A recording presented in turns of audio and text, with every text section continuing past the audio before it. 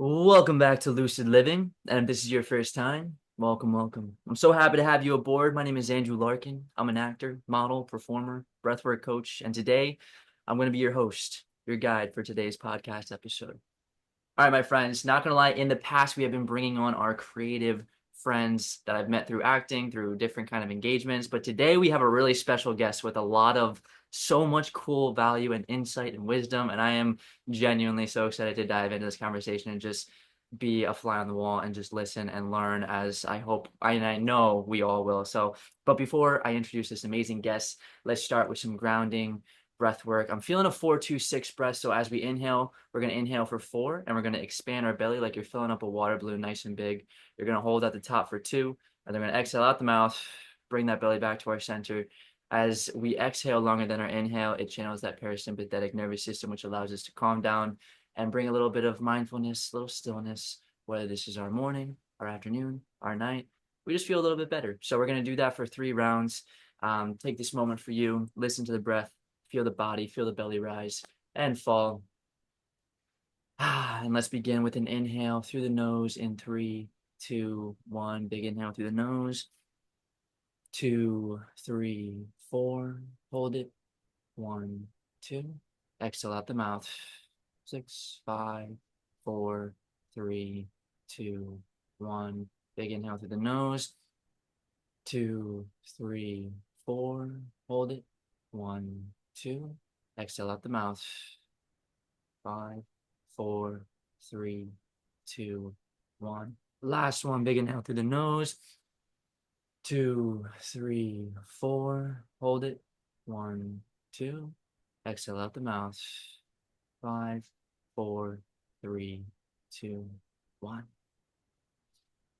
Alrighty, we can bring some energy back into the body. Wiggle the toes, wiggle the fingertips, take a sip of water if you feel called. And today, my friends, we have ourselves a soon-to-be father. He's a daily yogi. He's an ex-film studio senior executive, and I'm not one to name drop, but he has worked with some pretty incredible people in the likes of James Cameron, David Fincher, Mel Gibson, worked on some pretty cool projects like Die Hard, Wolverine. I mean, it's Mhm. incredible. And he's also a current tech CEO. He's a lover of good hot fudge. We got Stephen Puri.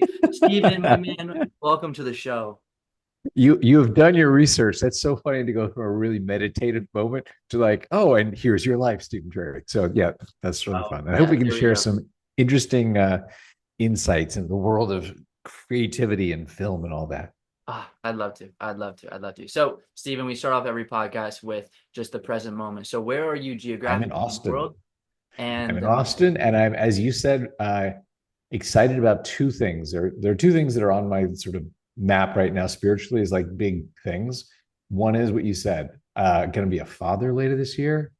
Super like in a state of questioning, like how can I learn what I need to learn now, be prepared for all the stuff that I didn't know I was going to learn. It's going to be fun. All my friends, of course, give me advice because they all have like little kids and stuff. They're like, watch out for this.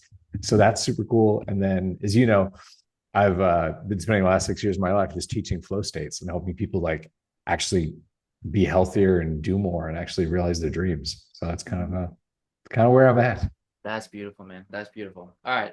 Now we're gonna bang out at the pass. I always say this is the most loaded question I'll ask anyone, Mhm. but I always find whenever um I like talk, I'm bad at small talk. I like diving right to the juice. And I always find as I've discovered a lot about myself, a lot of who I am came from those foundational stages in my life based off of my environment, what life was like growing up, likes, dislikes, and then kind of the journey that kind of led us to where we are today. I always find reflecting on it every once in a while we might do it, but it's nice to kind of remind ourselves on the journey of what we've been through. So if you wouldn't mind giving us a little crash course, but what was life like for a young Steven and what were kind of the steps that you took to kind of land you to where you are today?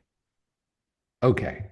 So this is a bit of a sprawling answer, but let us begin. Mm-hmm.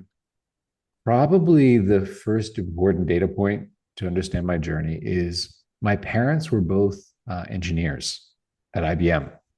So my dad was a hardware engineer. He designed logic chips, like CPUs. And my mom was a software engineer. She was a programmer, a coder, whatever you want to call it, a developer. And so, as it happens, if your mom's like a great ice skater, you probably learned how to ice skate when you were little, right? So I learned how to code. And it was super fun. When I was tiny, my mom would take me to the computing center, and sometimes I'd, work on the little computer there, submit jobs with her. And definitely that and reading were a big part of my life when I was little, which are very like internal, sort of like thoughtful, solitary, meditative things. And that strangely collided with I was invited to do a TV show in DC. I just randomly was like part of this group that then auditioned, and they were like, "Hey, you want to try this?" I was like, "Sure, let's try it." Ended up on a youth TV show in DC, Channel 5, and was a newscaster interviewer. And sort of the shtick of the show was we were all high schoolers. So we did our own news show from the point of view of like what's going on in the world. If you were a high schooler, what did you care about, right? As opposed to like, Dan Rather or Walter Cronkite, who are awesome, but just a different point of view. Mhm. We were the top rated youth show in the DC Baltimore market, which was super fun. So USC, which has a great journalism school, invited me to come to Los Angeles. I didn't really know that much about it, but they were like, we'll pave the way in a really generous way for you to come out here if you want to come, right? So I go to Los Angeles and I know how to code. I'm not dumb. I've done this TV show. So they're just kind of expecting me to be like on air talent. And when I get there, what is interesting is SC, has a fantastic cinema TV school, right? Mhm. A lot of my friends in the dorm were, aspiring Spielbergs and Lucases and talking about, like right outside Burncrant, our dorm, residence hall, whatever you call it, were the old stables, like back in the day, that they had turned into the cinema TV school. Like that was the original before it is now with like $1 billion Carson complex and Spielberg buildings and Lucas buildings. There were stables and they were knocking them down because they'd finally built like an actual brick and mortar cinema TV school, right? Mhm. So I remember my friends being like, "Oh, the history here, and like these are the door handles that Spielberg used, in the '70s or whatever. I guess '78, whenever he was there. Mhm. Um, yeah, but it was '60s, '70s, I guess. And so I happened to be in Los Angeles when film went digital. Mhm. And I remember having this moment at USC where this is now part of the internal turn. If the external turn is like, hey, this kind of dropped in your lap, you're going to Los Angeles. Oh, you know how to code, you're getting into digital film, right? The internal thing was this. I remember going to USC and had the really awful experience the first week where each time I walked into the dining hall, it felt like everybody had been to like Venice High, Beverly Hills High, Malibu. Like everyone had gone to school together. Everyone knew each other from high school, and I was the guy from like Virginia. Mhm. And I looked around. I remember this is like within the first like 5 days. I walked into the dining hall in EVK, and I just thought, what, I'm gonna die if I don't learn how to just walk up to someone that I don't know and be like, hey, my name's Steven. Can I sit with you? Right. Because I just can't sit alone one more day or take my food up to my room. And I just can't take this thing of like everyone being like, oh, Andrew, hey, man, I haven't seen you since last summer. We went skiing, just like just stuff like that. So I decided to do that. I was just like, you know what? Buck up, go find a table, an empty seat, sit down and go, hey, man, can I sit here? And then just start talking. And it definitely changed my life because I am by default an introvert. Like I'm really happy sitting and coding, reading, watching a YouTube video, learning something is very comfortable for me. That is my rest state. Probably why yoga is really more my thing than like basketball or football or something. Mhm. Um, and that served me because then I started meeting more friends. And then when I was in LA and like computers got powerful enough to manipulate film, I had a film vocabulary because a lot of my friends had taught me about film. Mhm. Got lucky, man.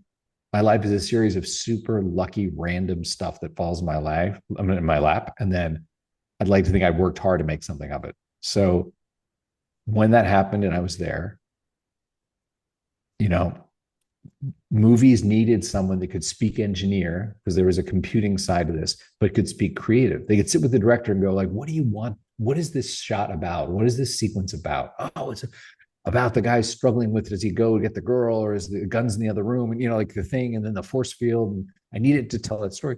We could also sit with an engineer and go, okay, I think we need to use a particle system, and we're going to have to create some mats so he can move through the force field. That thing, those are kind of a rare thing. Now you're 8 years old and you're doing this on your, MacBook. At the time, it was like, oh wow. So that launched my career into film. And I left behind journalism. I left behind, you know, coding, and in doing that, like you said, I was very lucky to work with some really talented artists, no matter what you think of them, whether, like Mel before he went super crazy, I did Braveheart and More Beloved with him.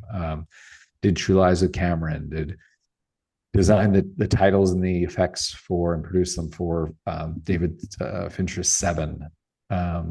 Did like Jim Jarmusch movies. Like did Dead Man with Jim, which is kind of crazy to think about. Worked with Woody Allen, like a lot of like quality directors, not just the blow 'em up directors, but cool ones. And then I met Roland Emmerich and Dean Devlin when they were coming off Stargate, and they were doing this shitty B movie at Fox, this disaster movie, right? And they needed people to help do the digital effects. So I produced the digital effects on Independence Day. Roland, Dean, and I got along really well, and we ended up winning the Academy Award for the visual effects on it. And let's not lie, like everyone associated with the visual effects on the movie, it helps your career when you just won the Academy Award, right? Your team won the Academy Award. So Roland, Dean, and I set up a company together to do digital effects going forward. And that was my first company. I was like 23 and 23, 24, I guess. And then I worked on that pretty exclusively, doing movies through our company, as opposed to like doing movies, for other directors, sort of thing. And we got an offer from Das Werk when I was about 28. I had raised about 15 million for that company. They offered to pay about 6 times that for the company. They're kind of like a Liberty Mutual. I'm sorry, like Liberty Media of Germany, like a big media conglomerate. And so I was like 28. I was like, oh my God, I sold it. When you think you're smart and you know everything and you're invincible and you're good looking, all that stupid shit in your 20s when you're like, and later you're like, shit's kind of not like quite like that. So sold that. Was dating Natalie, who was a flight attendant for Air France. So it took 2 years and kind of traveled, saw the world, an amazing experience with her. She's still a really close friend and a wonderful person. And then had that moment of like, okay, what do I want to do? And at that point, I was like, I think I want to make movies, not just a portion of someone's movie. I want to see, can I be like a chairman of a studio? Can I be a producer? So worked on that. And as you mentioned, ended up for Alex Kurtzman, Bob Orsi was an executive vice president at Dreamworks, was a vice president at 20th Century Fox. This is obviously before the Disney, acquisition. And yeah, got to work on a bunch of big summer movies. That kind of became my thing, and, I grew up on, the Star Wars and Star Trek and Raiders and Indiana Jones, like that kind of stuff really like, makes me excited. So I did that. As you mentioned, worked on the Die Hard franchise, Wolverine. When I was at DreamWorks, we did like Transformers 1 and 2, Eagle Eye, Star Trek 11, stuff like that. And learned a lot from Alex and Bob. They're amazing writers and great guys. And then had a moment on Die Hard 5 where I was like, this is kind of a piece of shit. Like the studio is going to make it. My boss wants to make it more than any other movie I was working on. That was the one he was pushing forward. I was like, it's fucking awful, but I get it. He's like, it's show business. It's not show art. Like, I don't care. Just make it cheaply and enough people will be tricked into seeing it. I don't care. And I was like, wow, I'm not sure I want to wake up, be 40 years old, 50 years old, like making, Die Hard dine because it's a franchise and people will go see it. You put Die Hard on the poster, some percentage of people will just go. And that was like, wow. So I left. The only other thing I knew how to do was engineering, right? So I was like, let me go raise some money for a startup, find some problem that I think we can solve, see how well we can do it. And I did 2 startups, raised about 3 million for each. They both failed. I felt like an idiot. I was like embarrassed when I'd bump into friends at dinner or, the dry cleaners or at the gym. They'd always be like, hey man, how's it going? You left that big job at Fox to go to a startup. How's your startup? It's going terribly. And I'd like to kill myself. Thank you very much. Okay, I'm going to go over to the weight rack. Right? It's like, It was no good. So moved to New York, and that's where I had a moment to really reflect on what had I learned, what had I learned. One of the biggest things was that there were very common ways, like high performers, writers and directors, as well as like engineers and designers, got into these concentrated states when they did like amazing work. The kind of stuff where in the staff meeting you're like, "Whoa, dude, you built that or you wrote that," that sort of thing. And that's what I do now is I help people understand like flow states, how to get into a really healthy concentrated state where you can do more in less time. You can do really effective work and hopefully the kind of work that moves your life forward, or you or your friends or your family are very proud of. It's like, that's cool. That's not like, hey man, I emptied my inbox or I returned all my Slack messages. Ultimately, who cares? Um, and that brings us to today, waiting to have my first kid. Dude, congratulations. I mean, that's a heck of a journey. It's a heck of a journey, man. And I want to circle back. We're gonna get through all of it in a little bit more detail, but uh, I am so fascinated by the tech side of things Mm-hmm. and going into the business side, and then you navigate like the holistic side of things too. We're gonna Mm-hmm. touch on all of it, but I want to talk about being a studio executive first because I feel like in the climate today, Mm-hmm. I'm sure it's much different. I mean, similarities, but different than what it was like 10 years It ago. has evolved a lot. Yeah. Have you seen The Studio, like that show, that Seth Rogen show? Not only have I seen it, so my friend is Seth's publicist. So when he did the premiere here in Austin at the film festival, I was in the seat right in front of Seth, which I got to tell you is awkward because you have to laugh at every joke, even if you don't think it's funny, because it's my friend's client. It's like Seth and I are not friends, but one of my best friends reps him. So I'm sitting here, I could reach around and touch his knee, and his wife is sitting there. My wife is sitting here. And they showed, I think it was the pilot and then episode 3. I think those are the two ones they showed as like the premiere at the Yeah. Paramount Theater down on Congress.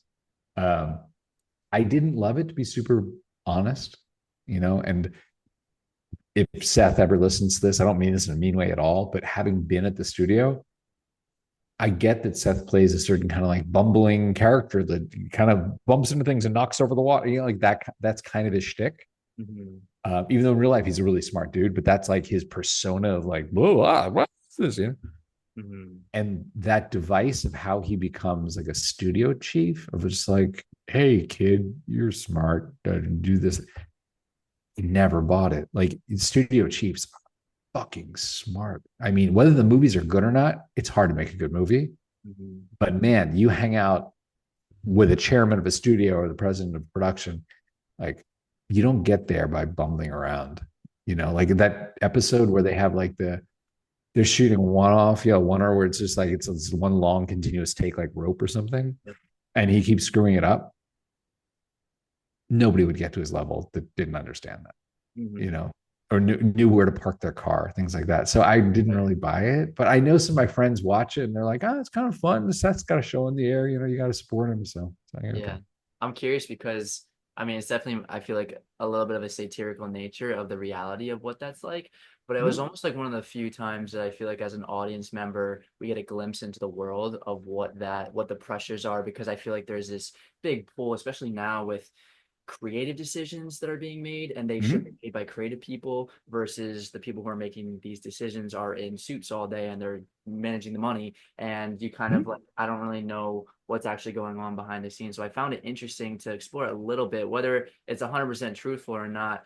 I found it curious, so I'm curious from your perspective. Now you should watch Entourage. Entourage is spot on. Entourage is a fictional series that's actually a documentary.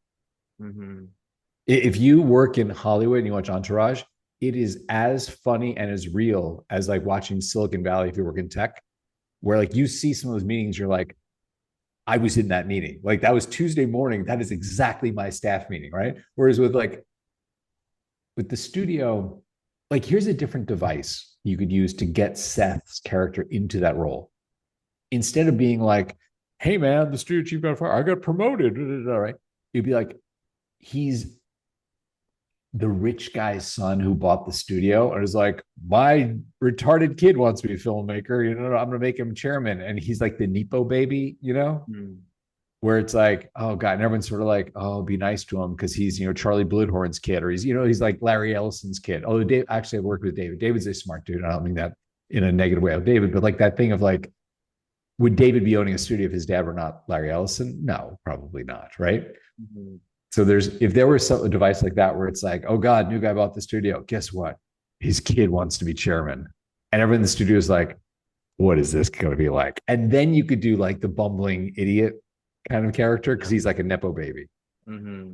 Anyway, back to you. Yeah, no, it's fascinating. It's fascinating. But I find it interesting because it's like today, I feel like a lot of audience members have been hearing there's a lot of a push towards I want to see more original content, more original ideas, original stories. And then Hmm? as we're getting so many kind of IPs, a lot of like seconds and thirds of the same stuff that we've kind of already seen, and we're kind of sick of it. But then they make the original content and people aren't going to the theaters, and it's the IP Boom. that kind of Andrew, sells. you just nailed it. Yeah, so Full I'm stop. curious. Full stop. What you just said, Yeah. hang a lantern on that. Everyone complains, I want to see that. You vote with your dollars. When you have Inside Out 14 making more money than new movie, the studio is in the business to make Inside Out 15. Mm-hmm. That's it. There's no evil intention. It is like you complain, but I mean, like, I can't even watch the Marvel movies anymore because they're the exact same movie 16 times over, but people go see them. So Mm-hmm. you're going to get more of them, period. Yeah. Yeah. It's crazy It's what reality. you said, man. It's exactly what you said. Yeah, and it filters. It's like that with every kind of industry. The food industry, like we want less junky food, but like if we still keep eating it, then they're gonna keep making it. So I find that pretty interesting. But I'm curious from your perspective of your time being in the studio space, what was like your day-to-day life? How did you navigate the spaces, the personalities, the creative decisions, while also like balancing, your analytical brain with your creative brain? What was just your day-to-day life like in that at that time? Okay, so let's talk. You asked specifically about being a studio executive, right? So we're not going to talk about being a producer, anything else. We're going to talk just about studio executive. Yes. So the way the studios are generally set up, I'm going to be a little reductive, is you have the ultimate leadership, right? Which is like there's a chairman or chair people of the studio, like at Fox, it was Tom and Jim, right? And they oversaw TV and film and all the sports, everything reported up to them, right? They made the decisions for us. And by us, there were, when I was there, I think 6 vice presidents of different flavors. So EVP, SVP, VP, right? So this 6 senior executives, I'm gonna call them. The whole studio slate is divided among them. So in other words, if there are, let's say, 300 projects at X studio in active development, some sort of development, right? And there are 6 executives, it means on average, each senior executive, like I was, has about 50 films you're in charge of. So that spans the whole spectrum from these are established studio franchises, right? You're going to be the guy who sits in the desk and makes Mission Impossible 7, right? Or Star Trek 14, or God knows, Inside Out 12, whatever they're on, Mhm. right? So there are those where have the incredible back pressure to just get them out. Like they're going to move through the pipeline because the pressure behind them is just like, this is next summer. We need to have a Mission Impossible movie. You need to have a Die Hard movie, right?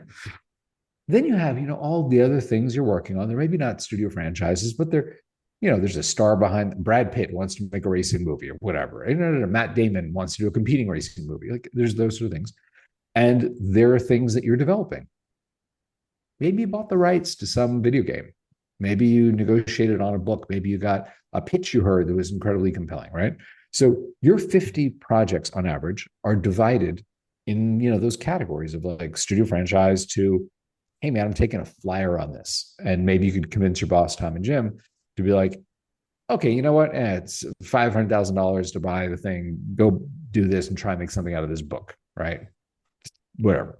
Mhm. So how that turns into your question about day to day, right? If your responsibility, your responsibility that is to take those projects on your slate and try and get them made, make them successful, then your day is split up between finding those projects, which means lunches, dinners, breakfasts, pitch meetings, and when Andrew Larkin comes in, he's like, "Hey man, I just got the rights to the so and so story, and I have a treatment on it. I want to write it."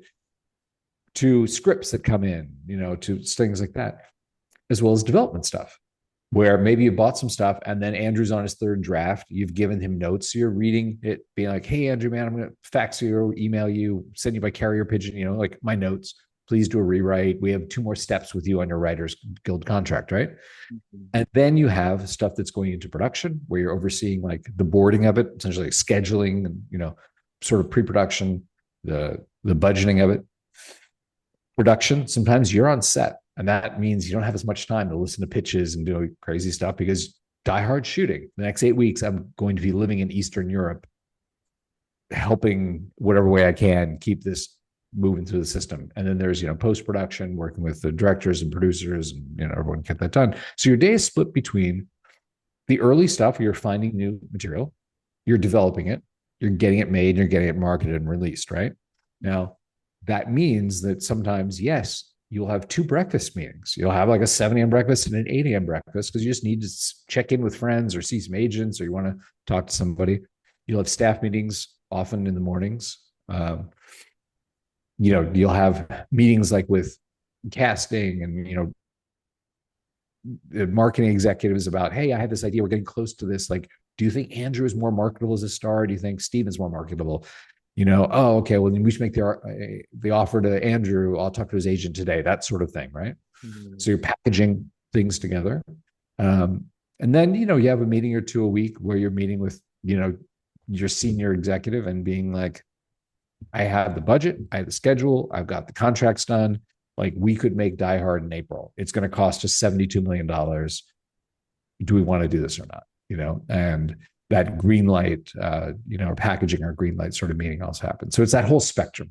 Hope that's not too long an answer, but that's kind of what you're up to. No, that's great. I love that. To follow up with that, when you're going through this, I mean, you're navigating a lot of money, a lot of travel, a lot of jet lag, a lot of moving parts that your attention is very much can be scattered, and you got meetings you got to hit, and a lot of energies that you're balancing. How do you stay grounded and mindful throughout that chapter? It's not an incredibly grounded discipline. Like Mhm. there's a reason why you find so many people so stressed out in film. Some of the underlying reasons for that are that it's a fear-based business, right? So it's really hard to do projections. It's sort of a good analog would be wildcatting for oil, right? The same way Spielberg and Will Smith can go over there and drill for oil and hit nothing. That is like dud.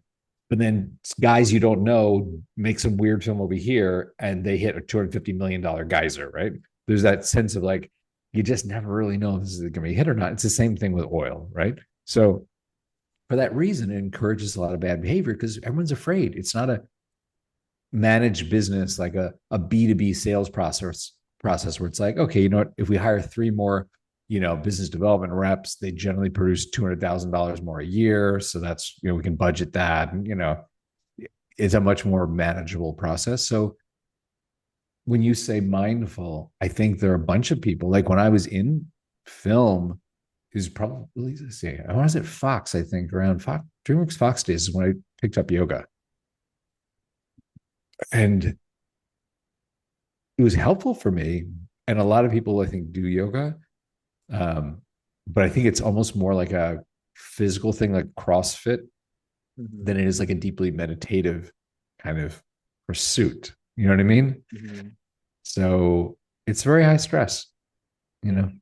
It's Yeah. like, being a trader on Wall Street. It's like there's not a lot of calm and, Mhm. meditation. Yeah, yeah, that's awesome. And we're gonna talk about yoga in a little bit, but I'd be remiss if I didn't ask you about, because you got great experience, just the Hmm? state of Hollywood. There's a lot of Hmm? ever since the pandemic, there's a lot of change that's kind of happening, a lot of Yeah. things going on. Hollywood's changing tax incentives, like SAG represent, like presidents. There's a lot of uncertainty in this industry, and also just social media, YouTube, different ways that we're consuming content. How would you, this is like a very umbrella state question, but what is your viewpoint on, like, what are your thoughts on just the state of Hollywood right now, that movie making? Well, it is not going to look anything like it used to look. The the fact that it was so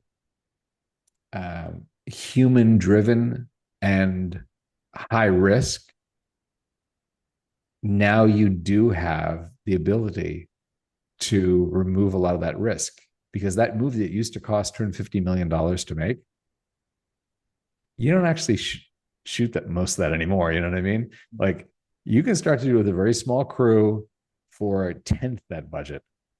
And smaller films you can make practically yourself if you have enough time and dedication. So you think about some of these disciplines, costume designing, locations, kind of like, there is a race to just say, how could we do this all in, synthetically? And it's starting to look really, really good. So when you remove some of that risk, where it's like that movie doesn't have to cost $150 million anymore, and some of those actors are not going to be people you have to pay.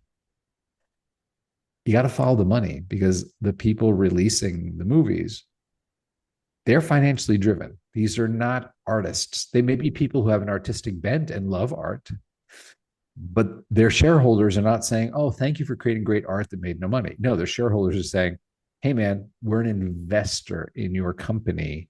What is your P&L?" So the pressure is there to say, like, "Oh my God, there are tools where you could make this so much more inexpensively and not pay licensing rights to anyone." It's like, if you look in Asia, for years they've had synthetic pop stars, right? And it's become an accepted thing. It's not like weird. It's just like, oh yeah, that's a CG star, and that's coming here. Who will be the first, like Chris Hemsworth, that's completely a CG hero? I don't know, but there's another generation coming up now. Like, if you say that to someone of my generation, it's like over 35, they're like, "Oh no, I love watching so and so act," right? And they feel connection to these human beings. But that same connection is not necessarily true if you're like 12, 15 years old and you've kind of grown up in a world where everything's AI generated. You're like, "Oh, that's just the way things are." Like, I remember there's a great interview with Keanu Reeves. I think it was in Charlie Rose or something, where he's relating a story. And he says, "Yeah, I was over at my friend's house who's a director. He's got like two daughters, right? Or like teenagers. And at dinner, one of the girls says to him very honestly, like, 'Hey, dad's friend, I know you're really famous for these Matrix movies, but I've never seen them. Can you kind of tell me, like, what's so great about them? Like, why do people talk about them?" Right? And Keanu says, "Oh, well, it's a movie about a guy who wakes up and he realizes that his life is like inside a simulation. So he's trying to break out and get back to the real world." And she goes, "Oh, why?" And he's like, "Well, because when he wakes up, he realizes what he thinks is reality is a simulation, made him make him feel a certain way. And but yeah, actually the world was different. So he's trying to get back there." And she's like, "Why?" And Kiara's like, "I just understood the question you're asking me." You know? And for Kiana's generation, it's of course like, "Why would you live in a simulation? That sounds terrible." And for her, she's like, "Dude, I've been in so many cool VR worlds. I've been in this. So what's the bad part again?" Walk me through that. And that's like a big generational shift, Mm. you know? So that'll be really interesting to see play out. So as you asked me about Hollywood, I would say, if you are a creator, if you're a filmmaker, um, learn the tools, because you're going to be able to make amazing things and make many versions of things. Like before, it's like, "Hey man, we shot it, it's in the can. Like, we can edit it differently, but this is what's on tape. This is what's on film. This is what's on the disc." But now you can be like, "Oh man, what if we just did that scene, but like Andrew's twin was in it? Oh, you do that. Done. Play with that. And that's pretty cool." Yeah. Man, I listened to an interview with Zachary Levy, and he was Mm-hmm. talking about the future of artificial intelligence. And this is when it gets AI is like a very big trigger word for a lot of people, Yeah, because it dances in that moral gray area. completely. Because there's the kind of creative side where it can strip away jobs and yada yada yada, and then there's also like the efficiency side, and like you're talking about the Yeah. monetization side, which is a very real thing. And if you want to make more great stuff, saving costs, like there's a lot of positives. Just like anything, I think the yin and the yang is the Yep. ultimate truth Agreed. of life, and there's good and negative in all of it. But it comes to a lot of like, I feel like that moral gray area is where it gets a little tricky. and but it's also undeniable that that is our future. Like that is where we are headed. Yeah. Might take a little bit longer, different ways to get there, but it is going there. Do you think Agreed. there are like when it comes to like the moral side of it, do you think, and I think the younger generation really influences, and like you're saying is will influence a lot of it. Hmm? But in regards to like the stripping away of possible jobs of like background workers, of like real people doing stuff, like do you think it's like the challenge of that is there's gonna be a lot of pushback, or do you think it's just the way of the future? And how do we maybe humanize that a little bit, or is entertainment just fully leaning in? I don't even know where the question is there, but just AI, you know? I think I understand the question you're asking, and this may sound very callous, but like you said earlier in this podcast, people are like, "Oh, I want to see original movies," but they're spending their dollars watching, the sequel to the Marvels, Avenger 14 meets Iron Man meets Alien versus Predator, right? You know what I mean? Mhm. So they're going to that, so they can complain all they want, but they're voting with their dollars, right? The studio is going to make where they spent their dollars, not where they complain. Mhm. And I think it's the exact same thing here. It's like if people are seeing entertainment, they're like, dude, that's cool. I don't think they're going to be morally like, well, I can't see that cool movie, Andrew, because it has a CG actor in it. And I just morally, I'm against it. They're like, oh, it's cool. All my friends are seeing it. Mhm. It's sad, but it's just the way the world is, Yeah. So I don't know, you're going to get like the customers union to get, hundreds of millions of people to boycott a movie because the customers didn't get hired this time, Mhm. you know? That's a great answer. It's a great answer. All right. I want to ask because I've never met anyone who's been in close proximity with this individual, but Jim Hmm? Cameron, I'm like in the industry, he's kind of the guy that I really look up to. His the ability Yeah. to trailblaze, pass boundaries, create art. I'm not just the blockbuster nature, but it's kind of how he navigates it, how he like Mhm. had this incredible story and had to wait all those years until the technology came to create Avatar, and then also his exploration and discovering and pushing the boundaries of the ocean. I just find him such a fascinating individual. And then hearing you talk about the collaboration between the creative and then the visual effects, he's kind of one of those Mhm. guys that really I feel like again trailblaze that. Let's talk about that. Let me interrupt you Yeah, for a moment because yeah. before you move on, I want to point out some things about, I'm going to call him Jim. Not that we are close friends. I'm hanging out at his house, just it's an easy way to first, right? Mm-hmm. So interesting things because a friend of mine ran his digital effects unit, worked with him very closely for a long period of time, right? I worked with him on one movie. So I can tell you what I know, but this is not a complete picture of Jim. But I'll tell you, he is curious. He has that mind of like a scientist or inventor that doesn't just look at fire and go, oh, pretty, but is like, why is it yellow? Whereas I saw that fire that was blue. How do I do that? What's going on there? So he's incredible curiosity about the world, right? Mm-hmm. He also may be technically a filmmaker. Hey man, I write some stuff, I direct some stuff. But I will tell you this: if you look at how he came up, you understand like models and visual effects and stuff like that. He understands almost every profession that reports to him. If you were the guy or girl doing the color timing on his movie, he can talk to you on your level. And I have great respect for that. It is also why his reputation as an asshole, because you can't bullshit him. I Mm-hmm. mean, maybe you can. I've never seen it done successfully because he will stand toe to toe with you and be like, no, this is exactly how that thing works. And I know that if you redid it, you could do it this way. Da, da, da. And people are like, because a lot of even great directors, they don't really understand at that level of technical detail what that color timer is doing. They just know like the effect of the scene. They want it to look a little bit. And he's like, no, man, this particular film stock or this particular lookup table in this digital image could be manipulated this way. And you're just doing it at the wrong bit depth. So it doesn't multiply out right. And they're like, what? So he attracts people who are like ready to operate on that level. And when someone works for him that is not, they either quit or they just call him an asshole and do what he wants. You know what I mean? So it's really interesting with Cameron, curious about the world, which is a great quality. And I hope that my children have that. That's super cool, right? Mm-hmm. Man of the disciplines that contribute to his films, right? And then if you look at his movies, he understands the model. He doesn't do incredibly like inventive stuff. If you look at Terminator 1 or Terminator 2 or something, and you look at some of the things, it's like a really standard, well executed story. But then there's the cool morphing. You look at Avatar, it's like, it's Pocahontas. It's like the native American girl teams up with the settler, John, whatever his name, John Smith, whatever. Yeah. And then they realize that the colonialists from Europe are actually like just bad people who are killing the Native Americans, which happens to be sadly true. But you look at his stories, and it's not like he is incredibly like complicated filmmaker. He just goes, no, man, I just studied the form. I understand exactly how to execute it well. I'm going to go right down the middle, and I'm going to add one really cool thing to look at. The shit's going to morph.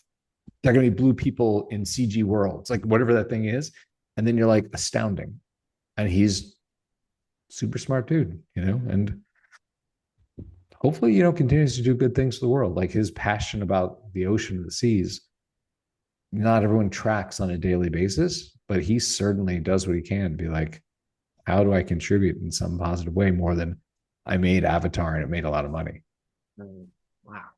That's great. That's a great answer, man. That's a great answer. All right. So again, I could talk about Hollywood with you forever, but Yeah. I want to now segue into entrepreneurship. And I always find this Mm-hmm. so beautiful because I feel like a lot of us at least strive to be like, maybe that 0.1% of the world, but a lot of that doesn't come with being working for someone else. A lot of those kind of endeavors is when you start your own business. But unfortunately, I feel like the education system really curates and creates employees instead of really people who start their own business and trek and pave a different path. Yeah, So it'd true. be really challenging going from school and then transitioning and trying to start your own business and what that entails and the skills that are required to really be an entrepreneur. Mm-hmm. So I want to talk about some of kind of, I feel like the characteristics and the skills that are involved in entrepreneurship. One, starting off leadership.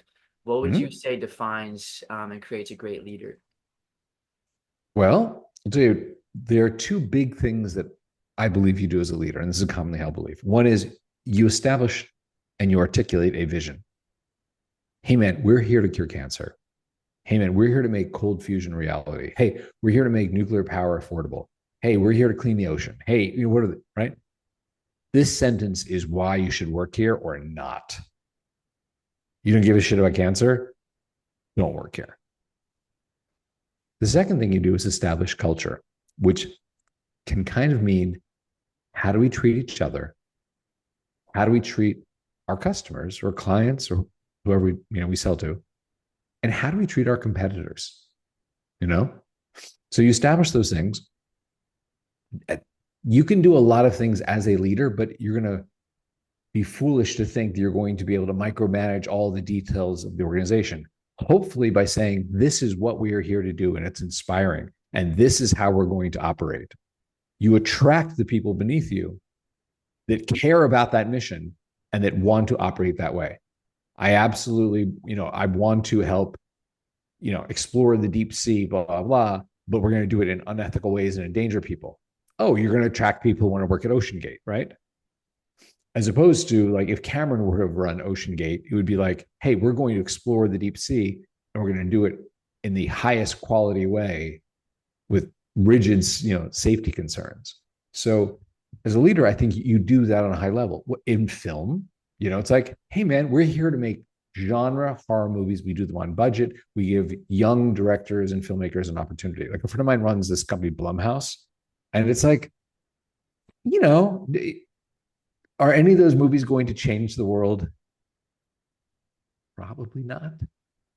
But do they give, like young filmmakers a chance? It's like, hey, man, we're only going to give you like $6 to make the movie.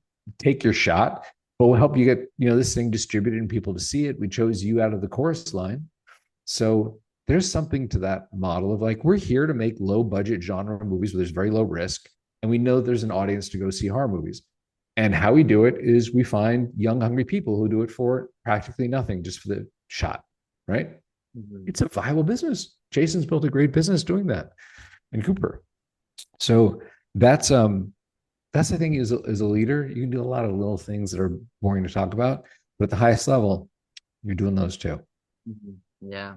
Um, the power of listening. I've heard you share stories about your Mhm. kind of evolution with it. So what is the importance of listening in your space? What's the importance of learning? It's like if you're not taking in data, how are you learning? Just thinking your own thoughts all day long? How do you get better at something? Even Michael Jordan, if you want to talk about sports, like he had a coach. He had someone who's like, I am watching you. I am invested in making you better. Like you can listen to me and get better. You can ignore me if you don't think I'm helping, right? Hmm. You at some point are going to get input. And you may, like if you're an actor, you may have a strong thesis. I'm the best actor on earth. I'm doing it my way. I'm like this rebel. But if you don't get some sense of feedback from people, are you really going to improve? Or are you just going to like keep running in circles in your own practice? Yeah. So yeah, as you know, like both the startups I had that failed, the second and third company, biggest thing I reminded myself at the end of each of those was like, man, if you'd listened more closely, maybe the outcome would not have changed, but the path would have been different. Like maybe it would have succeeded, maybe it wouldn't, still wouldn't have. But there were people who were honestly trying to help me along the way, going like, hey man, you know what? I think you're digging here for gold. It might be actually 10 feet over there. But when you're totally fixated on I'm right, the gold is here, you're not listening. You never really ask the person, okay, you know what? Suppose for a moment I'm wrong. Tell me why you believe the gold is over there. And then when you listen, when you actively listen, you can start to learn, because too much of what people call listening is they're just preforming what they're going to say and waiting for a break in conversation to say it. Hmm. Yeah, that's beautiful. I heard you talk about a story in regards to just ego, and I find ego a really fascinating concept Hmm? because I went through a long journey of kind of abolishing your ego and spirit over ego and kind of just you don't exist. You become nobody, like Ram Dass says. But then I like hearing McConaughey and hearing people in the creative space, like you actually do need that little bit of ego. It's that yin and yang thing again. Like you need kind of Hmm? both. If you over abuse one side of the spectrum or the and even the other side, then it can become a negative thing. But it's finding that balance. Yeah, yeah, But spot on. yeah, Well, but very well put. yeah, and you need that ego to continue to strive, to continue to provide value and bring what you want to bring to the world. But at the same time, and in the space of Hollywood particularly, a lot of times I think we see more examples of when ego is abused.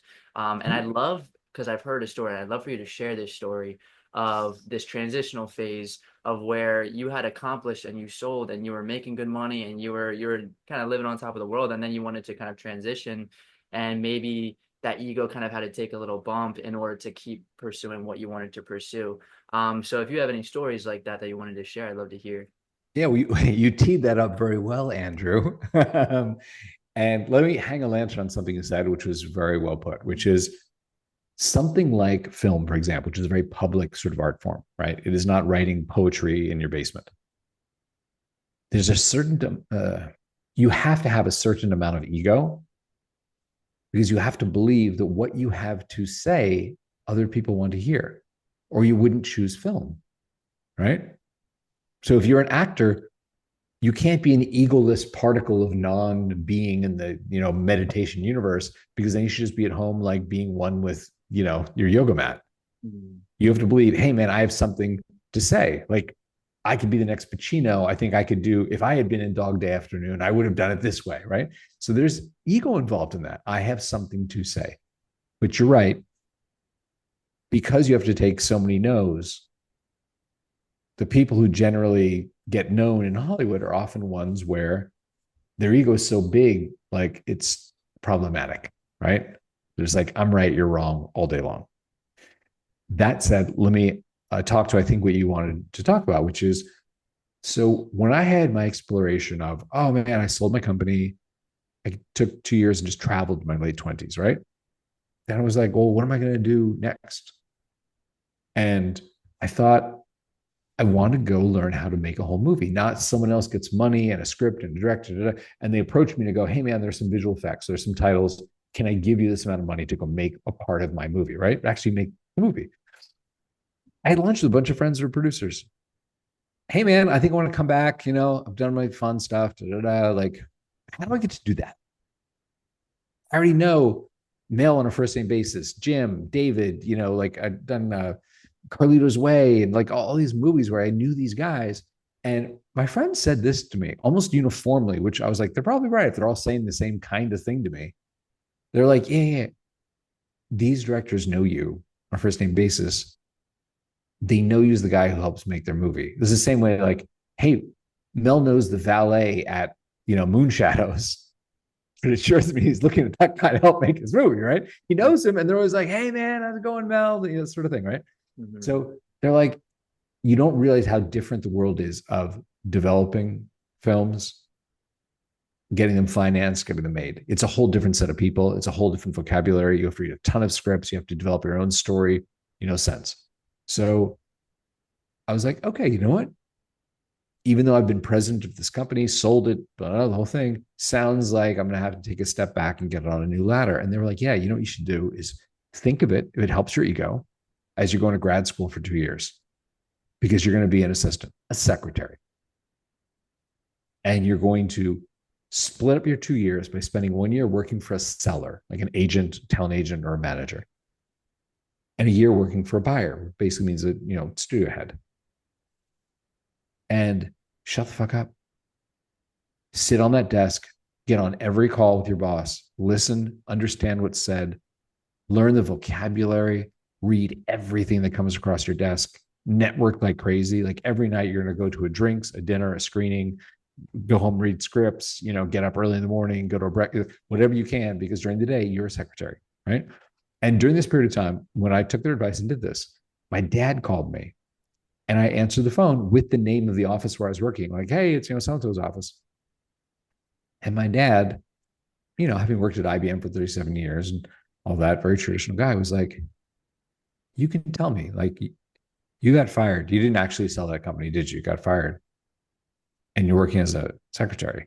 And I was like, Dad, it's really hard to explain how Hollywood works, but I'm kind of on a new ladder and I'm paying my dues right now. So just go with this. And, happily from Paramount, I got the junior executive job at Sony. And then that turned into DreamWorks and executive vice president, all that. I worked my way up, right? But it was definitely a weird moment of just like, oh, I'm the you, and hey, you get coffee. And I'm like, I used to be like the president of, an 82-person company. Mm-hmm. So that launched my development career. But it was definitely exercise in like, no one cares what you've done here. Just become better at story, build your network, learn how deals are done, learn how talent thinks, learn how directors think, writers think. And the faster you admit that you don't know what you're doing, the faster you're going to learn. And that's what I did. Mm-hmm. I love that. I love that. Oh, God, that was good. Okay, so I want to talk about yoga for a little bit. Yeah. Share a little bit about your yoga journey. What was it like that first time you hopped on a mat and you were in a class and you were in these weird positions, but you're also trying to get out of your own head and be present in the moment?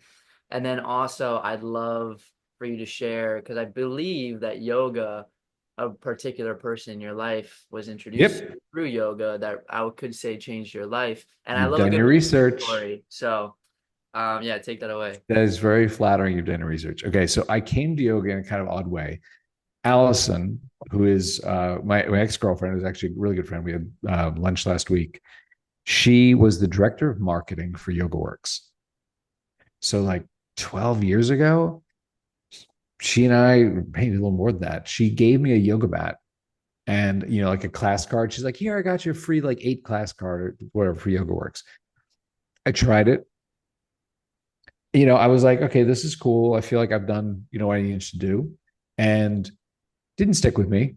And then like 2 years later, I was in India traveling with my dad and happened to be right there in a forest. And a guy was just doing yoga in the middle of a clearing.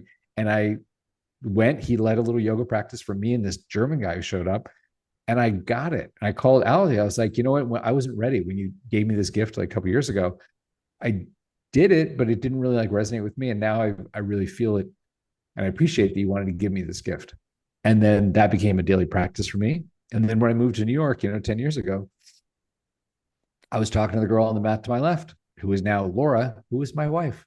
And, you know, yoga, yoking, joining together, like met Laura, changed my life. Yeah. Yoga. I mean, power of community as that. I mean, you had the physical, which also ends up, this is a whole body, a whole thing. So Yeah. as we focus on the physical, we're actually also focusing on the energetic and then the emotional. And it's all, especially yoga when you're focusing on your breathing and being present. The first time I started my yoga practice, it was really, I felt the voice on my shoulder, saying like comparing myself to others. Um, Yeah. and all that good stuff. But it's incredible. So I want to talk about Sukha for a little bit. We gotta wrap up. We gotta wrap up here. Dun, dun, dun. All right, wait, sorry. So you gotta be out at 9. Yeah. A little bit. Yeah. All right, cool, cool, cool, cool, cool. All right, so um, give me a little crash course on Sukha, a little productivity about the community, about all the good stuff. Yeah. Sure. Yeah, yeah. So this is basically what I am really passionate about now, and this is what I'm be doing for the next few years, especially raising kids. Is there are so many distractions in life, and so many really smart people who make those distractions. Make sure that that ding on your phone, that pop up, the modal, the push notification is beautifully designed and make you addicted to it. That Mm-hmm. it really stops people from doing what they're capable of. And a lot of people have written about this. I watched it. I have friends that work at these companies that do that. And I think it's criminal. I mean, I do have a strong thesis that we all have something great inside us. And the question of this lifetime is, are you going to get it out of you or not? Are you going to die with that great thing inside you? Whether you're a great actor or you're a great writer or you're a great director or you have a company to create, whatever it is, build a side hustle. And I wanted to simply help people do that. So I researched a lot on flow states. We built a website that is a flow state website, and you just run it in the background while you work. It blocks your distractions. Like I pick up my phone often when I'm working. There's a way where I just set it, and if I pick up my phone while I'm working, my little assistant talks to me through the computer. Is like, Steven, do you really need to be on your phone right now? And it just gives me that little moment to be intentional and be like, you know what? Actually, no. I'd rather finish earlier and feel better than like scroll right now or check my emails or check my WhatsApps. Right. Same thing with websites. It just helps you with websites where it's like you can specify here are the websites that distract me. You open one of them and it just gives you pop. It goes, is this on track? And if it is, great. But if it's not, it gives you that little moment to go, who am I? Who do I want to be? Mm-hmm. You know what? I want to be the guy or girl that's like done at 3 and has done something meaningful rather than the one at 6 o'clock is like, oh, when did the day go? I was busy all day, but there's so much shit to get done tomorrow, like that. Like I hated those days. Mm-hmm. So basically just around that thing of like, how do I stop myself procrastinating? Because I procrastinate, get overwhelmed, and have those end of the days where I'm like, I'll get up early tomorrow and finish. Like, that's a lie. And then tomorrow night, you say the same thing. It's just dominoes during the week. I basically was like, how can we make a website that has beautiful music, has all the concepts for being in a flow state behind one play button? You open it up, click the play button, smart assistant talks to you, stuff starts to happen, and you do something meaningful. You just feel better. That's it. Mm-hmm. Yeah, that's beautiful, man. Dude, I freaking apologize. We had so many more questions, but I gotta let you go around Yeah, here. man, this is awesome. I appreciate the research you did. Like, Dude, that's really it was flattering. I was listening to your voice a lot and then hearing you actually in person, I was like, this is kind of crazy. This is kind of crazy. It's But pretty fun, right? yeah, man, and I want to acknowledge you, man, because I think it's really cool. I think one of my favorite quotes is the most successful people, they fail more times than people try. And you Yeah, have a really that's cool very journey, valid. and the work that you're doing is providing a lot of value. I've heard you talking about Sukha and talking about your clients and the people who have worked on and like the mission statement. I'm talking to that one guy who is kind of explaining as to like why he's paying you to Yep. do this app, and it is you're making a difference, you're changing lives, and you got a freaking awesome head on your shoulders. Like, go travel the world, man. Have a great time in Germany and I keep will. I working leave in. tomorrow. Yeah. Yeah, yeah, man. Be So super fun. I this is appreciate so fun. how you are putting this energy into the world. And if I can help in any way, let me know. Thank you, I am brother. here. Appreciate you. All right, and sorry, before I let you go though, where can we support you and where can we find you? Really easy. If you want to try for 7 days free, the the website, find something you have to do that's going to take you half an hour, right? Like actual work. Go to the Sukha.co, the Sukha Company, TheSukha.co. Sign up in 20 seconds, hit play, and just make sure you have something to do. Otherwise, it just seems like a music player. You're like, oh, it's playing music. What's like, you need to make some dent in something. Try it out. And there's a group chat. You can drop in there and be like, hey, Steven, I heard you on Andrew's, Lucid Living. Like, say hi. It's a really fun community. Awesome. All right, dude. Appreciate you so much, man. Cheers. Thank you so much. Yeah. Have a great morning.